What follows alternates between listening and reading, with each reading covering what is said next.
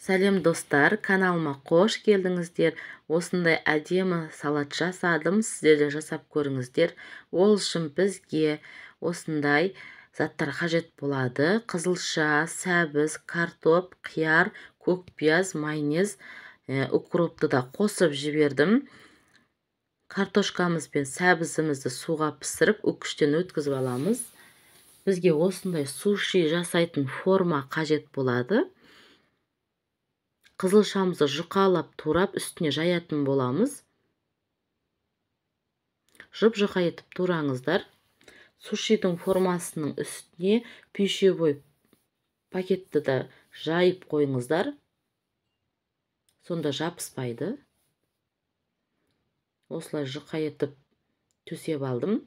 Үстіне дәл ортасына майонезді де жұқалап, жаймен жағып шығасыздар.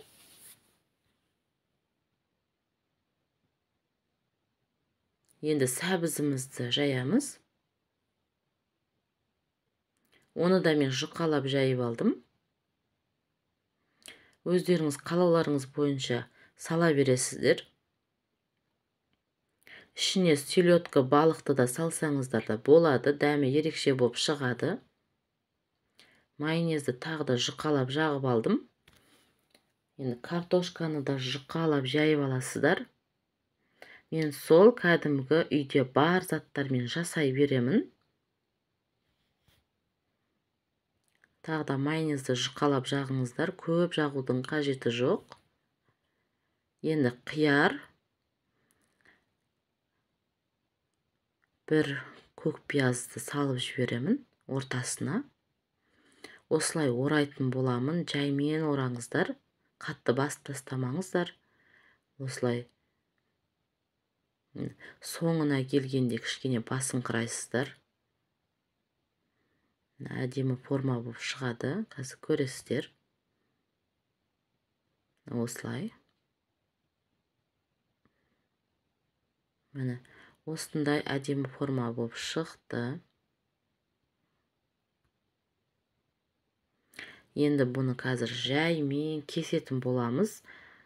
Езіп алмай, өткір пышақпен кесіңіздер.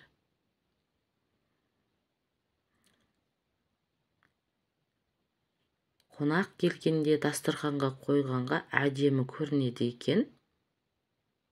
Қарапайым заттардан ғана тұрады.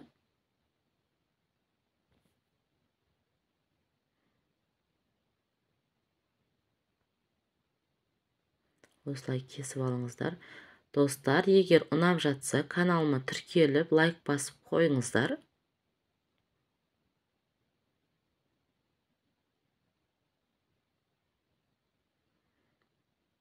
Міне, өте әдемі көрінді біздің салатымыз.